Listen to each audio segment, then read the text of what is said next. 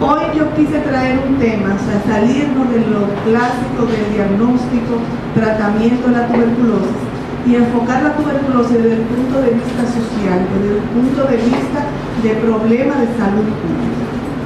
¿Por qué? Porque el tratamiento y cómo hacer el diagnóstico, todos lo sabemos. Si no nos acordamos un día, como yo, que muchas veces tengo que ir a la guía a buscar, tenemos donde buscarlo, pero creo que lo principal es la sensibilización del problema social que tenemos con la tuberculosis. Aquí, para iniciar, este es el logo del Día Mundial de la Tuberculosis para el 2015. Resalta que tenemos 9 millones de personas que enferman cada año, pero lo más importante es que tenemos 3 millones de personas a las cuales no hemos podido llegar. O sea, que hay 3 millones de personas con tuberculosis que no tienen diagnóstico y por tanto están siendo contagiosos para otras poblaciones. Y creo que esto es el mensaje de hoy. Todos tenemos que comprometernos a buscar esos 3 millones. Porque al final de cuentas la tuberculosis es una enfermedad infecto-contagiosa y todos estamos expuestos.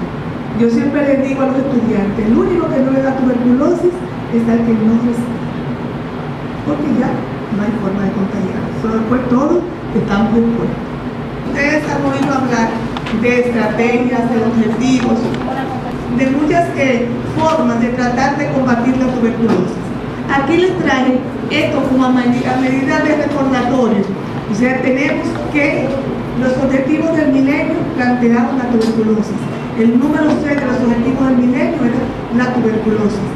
¿Cuál era el reto en ese tiempo? Reducir la incidencia de la tuberculosis en el 2015, por lo menos el 50% de lo que había en el 1990. Reducir además para el 2050 la incidencia a un caso por cada 100.000 habitantes. O sea que realmente estábamos pidiendo mucho. Vamos a ver qué hemos logrado. ¿Cómo nosotros pensamos que podemos lograr esos objetivos? Siguiendo con la estrategia DOP, o sea, es medicamento en boca a los pacientes. ¿Por qué? Porque si le damos los medicamentos a la madre, que se lo lleve a la casa, imagínense si una amoxicilina no la podemos cumplir 10 días, vamos a cumplir 6 meses de tratamiento. O sea, es duro. Vamos a tener definitivamente que abocarnos a afrontar el problema de la coinfección, TB, VIH. Vamos a tener que enfrentar el problema de la resistencia a los medicamentos de primera línea. Y esas son prioridades. Debemos que fortalecer lo que es las estrategias de salud pública. Tenemos que fortalecer los programas de tuberculosis. Involucrar a todo el que trabaja en el sector salud. Y ahí estamos nosotros. Nosotros no podemos vivir ajenos a que esto es una realidad. Empoderar a las personas sobre el problema de la tuberculosis. Sociedad, amas de casa, clubes, todo el mundo tiene que hablar de eso para que se pueda identificar. Y por último, promover las investigaciones en pediatría. Todas las investigaciones de tuberculosis son en adultos. Entonces nosotros extrapolamos lo que pasa en el adulto, lo llevamos al niño. Pero no sabemos si el niño se comporta igual que el adulto. Pero no todos los objetos tenemos logros. Se han sanado unas 56 millones de personas. Hemos salvado 22.000 vidas. Y ya tenemos cumplido un 45% el objetivo de disminuir la mortalidad en tuberculosis. Pero hay retos, porque una tercera parte de los pacientes con tuberculosis no están siendo diagnosticados. Vimos que 9 millones se enferman, pero 3 todavía nos quedan. Entonces tenemos objetivos para el 2035, ya estamos en el 15. Tenemos que cambiar lo que vamos a hacer hasta llegar al 36. Tenemos que tener como primer objetivo 95% de reducción de muerte y un 90% de incidencia. ¿Ustedes se creen que nosotros estamos hoy día en 65 por cada 100.000 habitantes. En el 35 estaremos en menos de 10. Si seguimos como vamos, no creo. Esto es un análisis, una tendencia. Esta es la curva ideal. Para cuando lleguemos al 35, estemos bien. Esta es nuestra curva real. O sea, nosotros llevamos una reducción de menos de un 2% por año. Así, los cálculos no nos van a dar. ¿Qué tenemos que hacer para lograr por lo menos entrar aquí? Tenemos que optimizar los servicios de salud. Tenemos que salir a buscar la tuberculosis. Tenemos que buscar nuevas herramientas de la prevención, nuevas vacunas, de mejorar la calidad. Y esto, vuelvo y repito, ahí estamos involucrados. Ahora bien, los objetivos después del 2015 ya lo dijimos. ¿Cómo lo vamos a lograr? Con atención y prevención integrada a la tuberculosis, con políticas audaces y un sistema que soporte esto, y con investigaciones para la prevención. Es por esto que la OPS y la OMS se han dado cuenta, digo yo, de que si controlamos el paciente infectado, no enfermo, vamos a lograr controlar la tuberculosis. Y es por esto que a la tuberculosis infantil, a partir de 2015, se le está prestando mayor atención.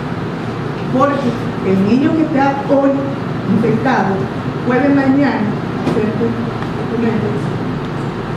Esto es el Comité de las Américas de Asesores para Tuberculosis, al cual yo tengo el honor de pertenecer. Ahora bien, ¿qué está pasando en el mundo con la tuberculosis? Volvemos a los mismos 9 millones, pero de esos 9 millones, 550.000 son niños. O sea que el 6% de la carga de tuberculosis mundial tiene menos de 15 años. Solo estamos detectando, notificando un cerca del 40%. 3 millones son mujeres y mujeres en edad fértil, o sea que están conviviendo con niños. Y 360.000 están confirmados por niños. En cuanto a la mortalidad, muere 1,5 millones, de ellos 80.000 son niños y 510.000 son mujeres, que dejan niños en la orfandad y posiblemente infectados. ¿Cuáles son los casos, o sea, que representan la tuberculosis para Latinoamérica? Vemos aquí cómo se comporta de manera regular con los años y un promedio de un 5%. Para el 2012 se diagnosticaron 9.659 casos en las Américas. 20% de esta positivo, o sea que son infectantes. Ya el mito de que el niño no infecta se cumple. 57% es negativo y un 23% hace tuberculosis extraprimaria. Y eso es un dato que hay que tomarlo en cuenta.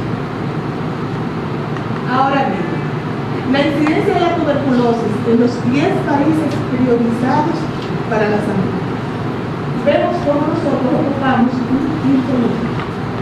Pero si nosotros vemos esto con la realidad, nosotros vivimos en una isla donde no hay fronteras. Y nuestro hermano país Haití tiene una incidencia de 215 por cada 100.000 habitantes, de los que se reportan. O sea que nuestra condición, si lo vemos desde el punto de vista insular, desde el punto de vista de la isla, es altísima. Aquí vemos la tasa de detección por países. Nosotros, aunque tenemos muchos casos, detectamos muchos.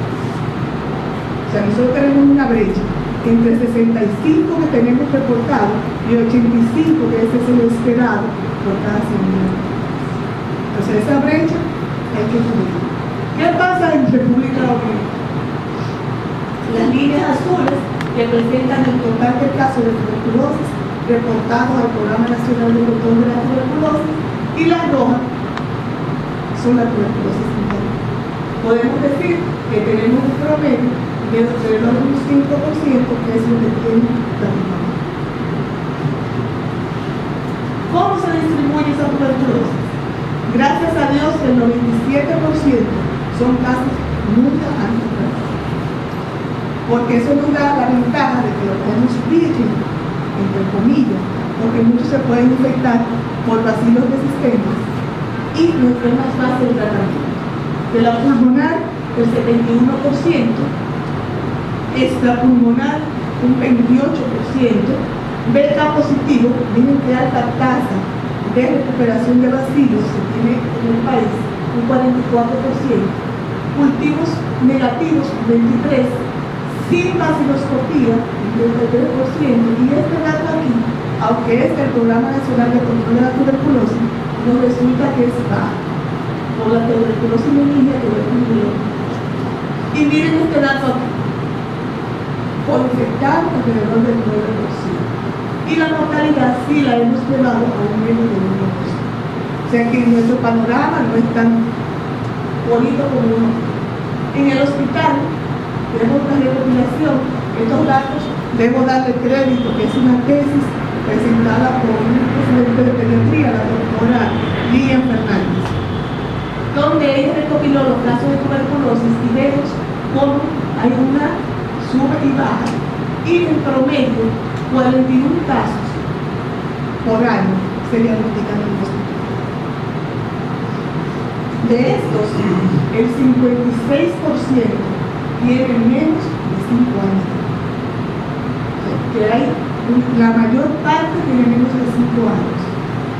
En cuanto a la cicatriz, el 61% solamente tenía cicatriz. No quiere decir que no se la hayan puesto, sino cicatriz. En cuanto a los contactos, un 63% refirió tener un contacto con tuberculosis.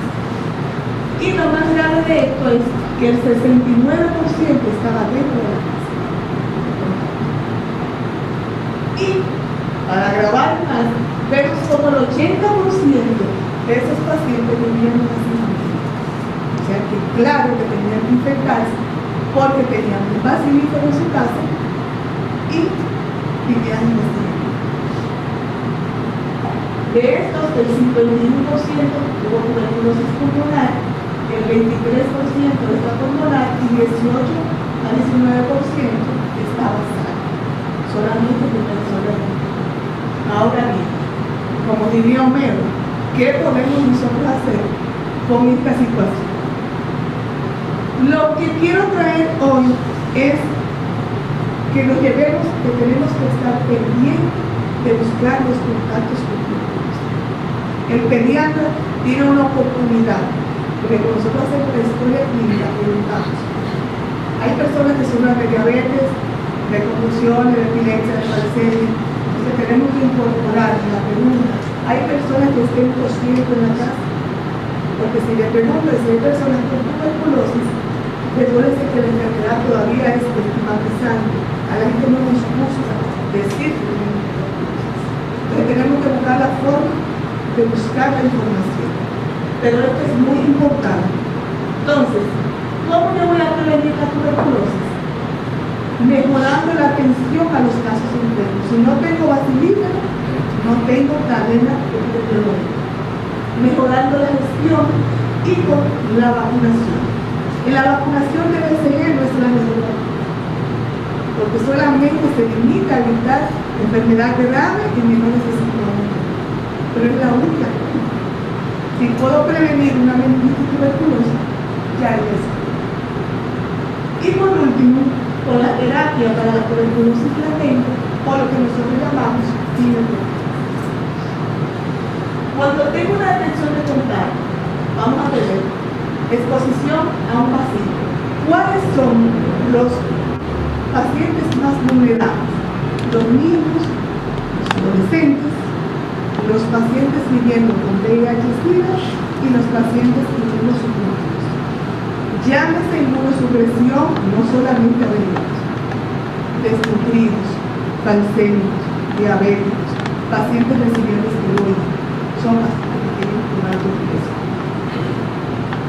En un estudio publicado en la revista de tuberculosis, se confirmó que si yo me expongo a un facilitador, yo tengo durante toda mi vida un riesgo de un 10% de desarrollar un enfermedad. Pero si yo vivo con el VIH-Sida, mi porciento se eleva alrededor de un 50%. Si el niño tiene de 5 a 14 años, un 15%. Si baja la edad de 1 a 5 años, un 24%. Si es menor de un año, hasta un 43%. O sea, que el niño menor de un año que vive con un paciente tiene el mismo riesgo que un paciente mayor, alrededor de un 40%. O sea que esta edad es una edad peligrosa cuando hay un paciente. Estos niños menores de 2 años tienen el mayor riesgo, cuando yo me pongo en contacto con un bacilífero, mi mayor riesgo de desarrollar una enfermedad son los primeros años. Pues ahí es que yo tengo que hacer la detección. Aquí, en este estudio publicado en el 2014, se evidencia los verdes son tuberculosis pulmonar y los rojos de celular, que a menor edad, a menor tiempo de contacto, mayor es la probabilidad de que yo haga la enfermedad. Y lo grave de esto es que tengo una alta probabilidad de hacer una tuberculosis diseminada. Entonces, todo niño en contacto con un bacilífero tiene de un 33 a un 63% de probabilidad de infectarse, no de enfermarse, sino de infectarse.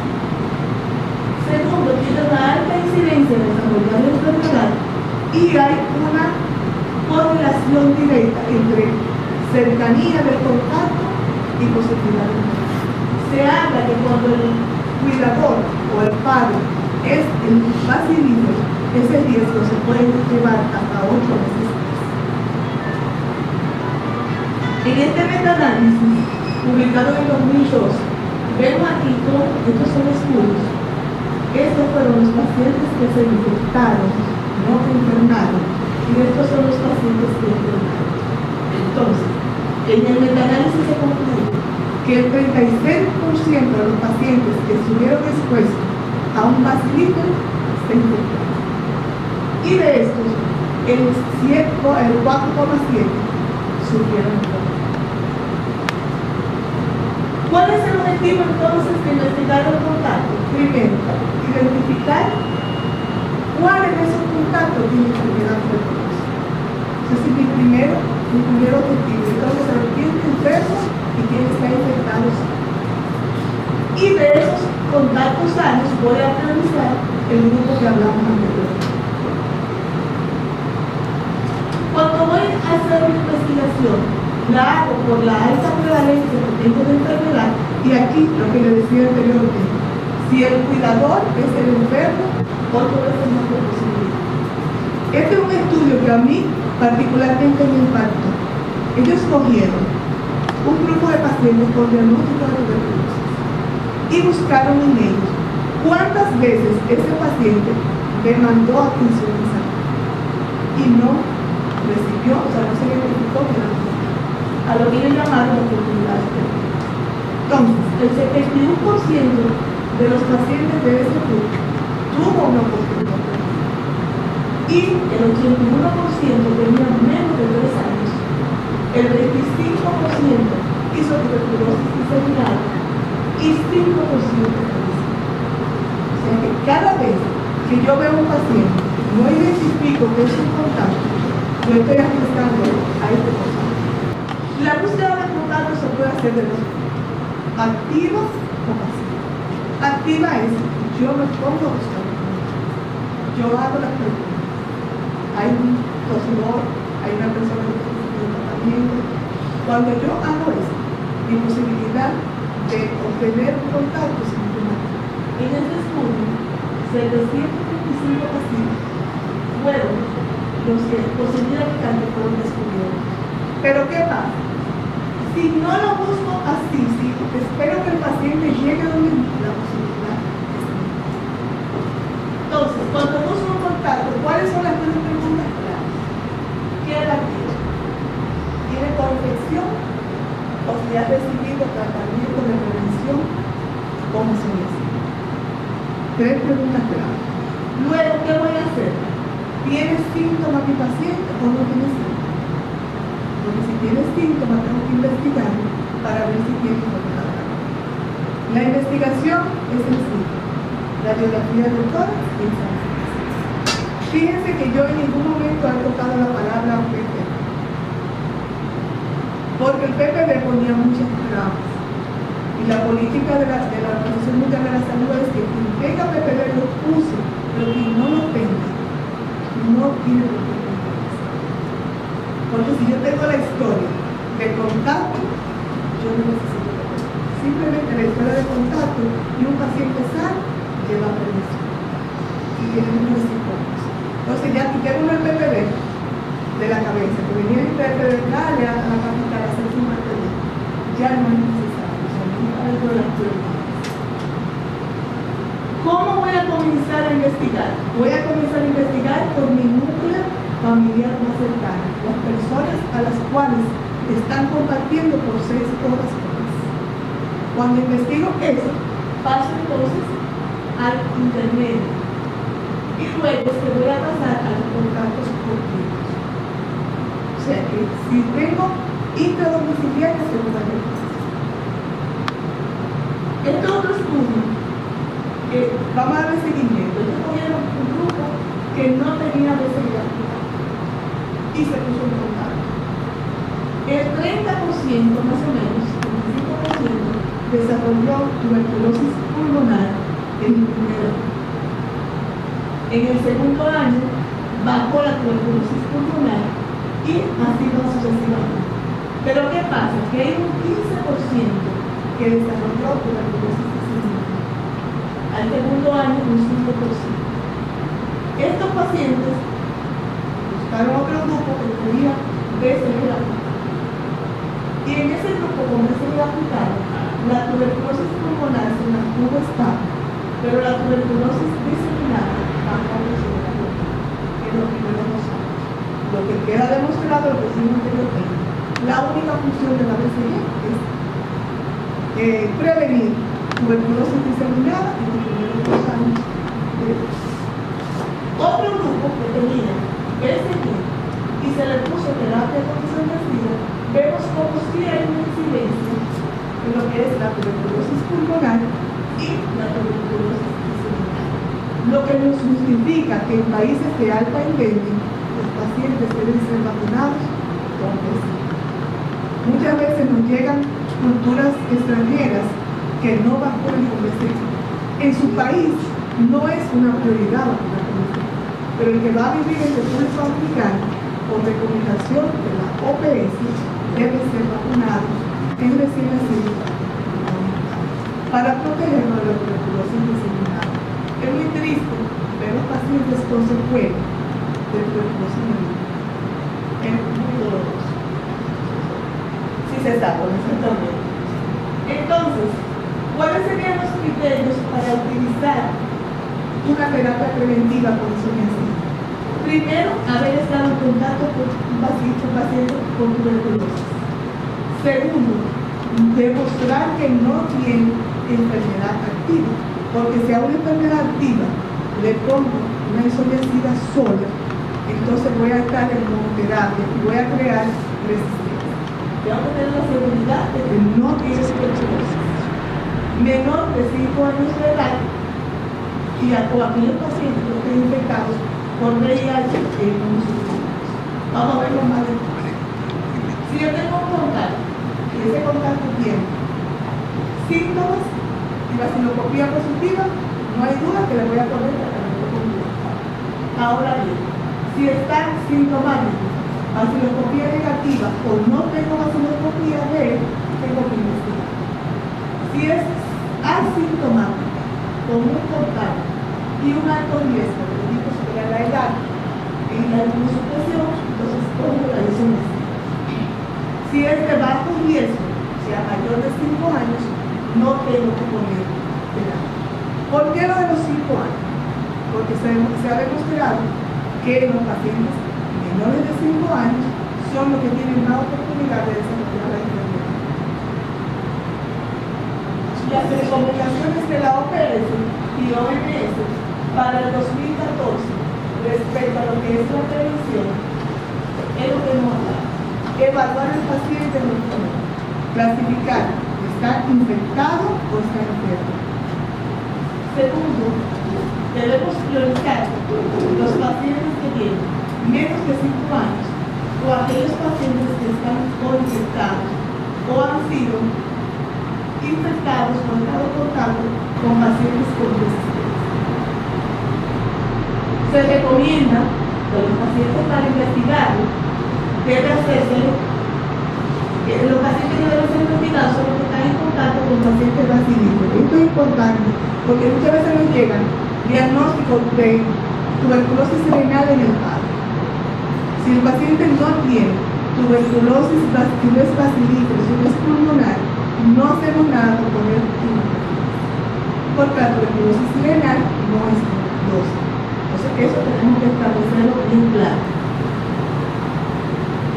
Esto es un algoritmo. Cuando nosotros vemos un paciente que está en contacto con un paciente bacilífero y tiene, el paciente está bien y tiene menos de 5 años de edad, si el examen físico y su investigación nos dice que el paciente está bien, vamos a pasar a usar isoniazida por 6 meses. Si el paciente es sintomático, entonces tenemos que descartar que tiene una enfermedad por tuberculosis. Ahora bien, si tienen más de 5 años y tiene síntomas, investigamos. Mayor de 5 años sin síntomas, no hacemos nada, a menos que no sea un paciente que tenga VIH, y esto lo vamos a ver ahora cuando pasamos a ese grupo. Entonces, ¿cuál es la terapia recomendada? Isoniazida a 10 miligramos por kilo diario por 6 meses. No es fácil convencer a una mamá de que si su hijo está sano, si su radiografía está normal, usted tiene que recibir tratamiento por 6 meses. Entonces, lo primero que tenemos que estar convencidos somos nosotros para poder dar seguridad y pasar la información. Que los niños con VIH que tengan más de 12 meses, VIH sin contacto. Yo tengo un paciente de más de 12 meses que hizo una prueba de VIH y dijo positivo. Este paciente debe recibir isoniazida. ¿Por qué? Porque vivimos en un país de una alta carga endémica. Y todo paciente que se le diagnostique VIH mayor de 1 año de edad debe recibir tratamiento con isoniazida, igual que si tuviera el virus. Esto aquí ha subido ya a 1 año. Entonces, algoritmo para lo que nos gusta eso. Es sencillo. Si el paciente, yo le hago diagnóstico de VIH, más de 12 meses de edad, no tiene enfermedad y no hay ninguna contraindicación para el uso de la isoniazida, debo poner terapia de prevención. Si el paciente tiene síntomas y signos positivos y me diga que está enfermo, lo primero que debo hacer es descartar otro diagnóstico. Recuerden que el paciente con VIH puede tener muchas patologías respiratorias que no sean necesariamente tuberculosis. Si es una tuberculosis, voy a poner tratamiento. Si no es tuberculosis, entonces voy a poner una terapia de prevención. Un caso muy especial es recién nacidos, hijos de madre con tuberculosis. Ahí viene el dolor de cabeza. ¿Qué vamos a hacer? Lo primero es descartar que el niño no esté enfermo. Primero, recuerden que cuando estamos descartando tuberculosis congénita, además de la radiografía, tenemos que hacer la sonografía enfocada ahí. Porque la circulación placentaria pasa por el hígado. Entonces, si no tiene enfermedad, voy a usar isoniazida por 6 meses. Voy a continuar la lactancia materna y eso está demostrado que se puede continuar. Si la madre está bacilífera aún, se le pone un cubreboca y se sigue la lactancia materna. Cuando termine la terapia con la isoniazida, entonces voy a aplicar la PCR. Porque la terapia con isoniazida no me previene tuberculosis diseminada, que es lo que me hace la PCR. Ahora bien, si la madre tiene TB y VIH, ¿qué voy a hacer? Voy otra vez a investigar que mi paciente no tenga enfermedad tuberculosa activa. Voy a tratar al niño y a la madre según el programa para VIH y voy a dar los 6 meses que son necesarios. La BCG, muy discutible. Si el paciente es hijo de madre VIH positiva, ¿se pone o no se pone la BCG? ¿Qué pasa? Si el paciente no está enfermo, se podría aplicar. Ahora, ¿qué me garantiza que no está enfermo el paciente? Cuando sabemos que las pruebas que se hacen regularmente puede ser no anticuerpos. Pero la recomendación de la BCG es que si el niño no tiene SIDA, no tiene el síndrome de inmunodeficiencia, se puede aplicar. Pero tenemos que ser muy cautos en saber que no tiene compromiso inmunológico.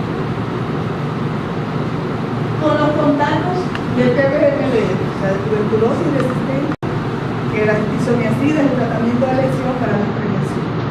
Pero los pacientes, por definición, que son drogoresistentes, ya son resistentes a isoniazida. Entonces no hacemos nada para poner terapia preventiva con isoniazida, porque ya ese vacío que infectó es resistente.